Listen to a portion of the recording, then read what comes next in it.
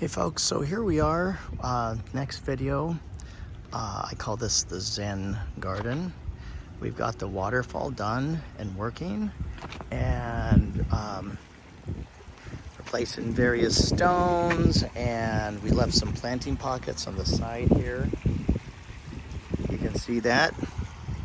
And we've got these really cool waterfalls. 1, 2, 3, 4, 5, 6, 7. And this is a great opportunity to see what it looks like before we finish it. We're going to landscape this area tomorrow, get it all planted. So over here, that gives you the front view. So it welcomes you. It's facing north and it welcomes you to the home. Down here, we've got we're going to obviously cover these, but that's an access for water. And then here's the brains of it. It's got the Awasa 6,600 gallon per hour pump. There's a pipe here that's for an autofill, another pump, another one that's going to